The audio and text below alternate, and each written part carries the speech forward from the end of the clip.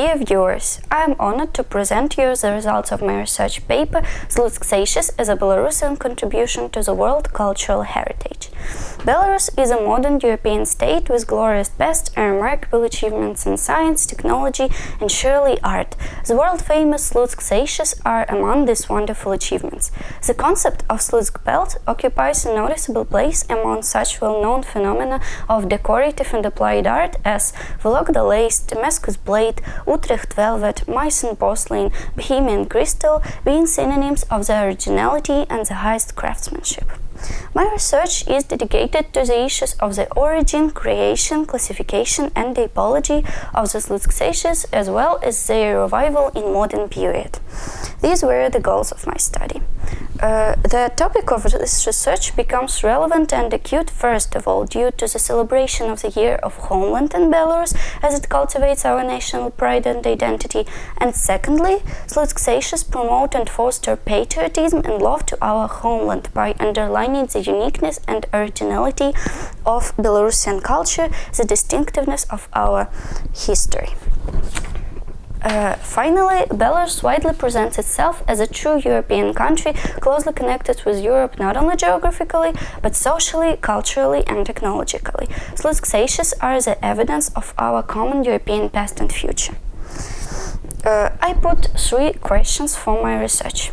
The first question was, how did it occur that Eastern Sachs became Belarusian national pride? The history of the Слуцкие dates back to the 16th century to the Polish-Lithuanian Commonwealth, where historians wrongly thought that the gentry came from the ancient people Sarmatians.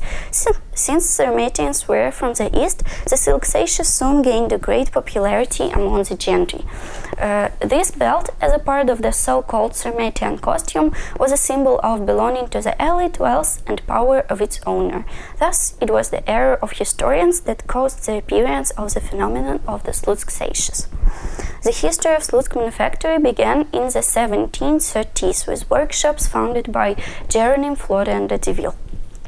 Modern researchers singled out 6 periods in the activity of the Radziwill manufactory.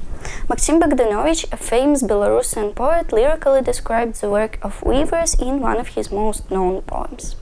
From native hunts, from native cornfields, unlucky Belarusian girls are taken by a lot to courtyard to weave adoring golden girls. The edge of oak wood's darker getting, and hand, ignoring clued sign, is weaving not a Persian pattern, but blue cornflower native sign. It is just an extract, but it sounds really beautiful, isn't it? Thus, it is not correct, as according to the Turkish customs, only men could become masters. It was believed that if woman's hand touched gold or silver threads, they simply faded. Therefore, women were not even allowed to be near the sages. The products of Слуцк manufactory soon became extremely popular, and several production facilities in Krakow and Gdańsk, Kobylka and Lipkov near Warsaw, Moscow, and even France could not surpass Слуцкие in artistic qualities and technique. The belts of Слуцк production were marked with special textile labels as Слуцк, Slučje, Mifesit Slučje. The last one is translated as made in Слуцк or something like that in the first years of the manufacture. Later, the belts were marked as Jan Majarski or Janis Majarski. The second important question of my research was, what artistic merits made Слуцкие such a treasure? Classic Слуцкие is a long luxurious fabric 3 to 4 meters in length and from 28 to 36 centimeters in width. They had no underside, all sides were facial. Слуцкие were made 1, 2, 3 or even 4-sided, and each part could be used depending on the color of the suit and the nature of the life situation. According to the composition, the Слуцк belt was divided into 3 parts, 2 rectangular panels at the ends, heads, and the longest central part. There were 7 types of patterns that we can find at the ends of the Слуцкие. They were karunfil, sukharik, Chinese clouds, cornflower, bouquet, resin medallions, and flowering stubs. But as in the late 18th century, the political situation in the country changed, wearing traditional gentry costumes was perceived as a demonstration of disloyalty to authorities, so it was banned. And in 1838, the manufactory in Слуцк was finally closed. Belarusian historian Adam Maldis estimated that during its existence, Slutsk factory produced about 5,000 belts. As Slutsk belts represent an independent artistic value by themselves, first they were collected in private collections and then were eventually passed to the collections in many museums in Europe. The most significant collections nowadays are in the State History Museum in Moscow, the National Museum in Lviv and Krakow, and Metropolitan Museum in the USA. Today, only 11 belts have been preserved in the whole of Belarus, 5 of which are the Slutskie's and the rest are copies made abroad. They are in the collections of 7 museums in Minsk, Vitebsk, Grodno and Slutsk.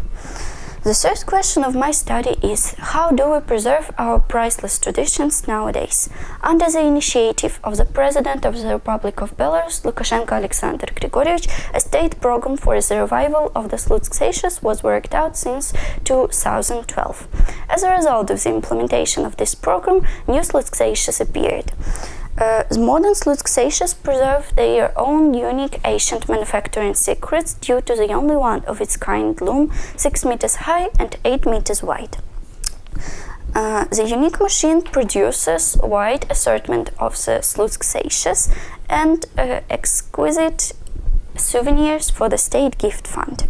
In conclusion, we should admit that Slutskie's are really the most outstanding samples of decorative and applied art of Belarus. They have become not only a historical and cultural symbol of our country, but also its recognizable brand. We trace the truly European character of these brilliant masterpieces, their indisputable contribution to the world cultural heritage. Dear viewers, thank you for your kind attention.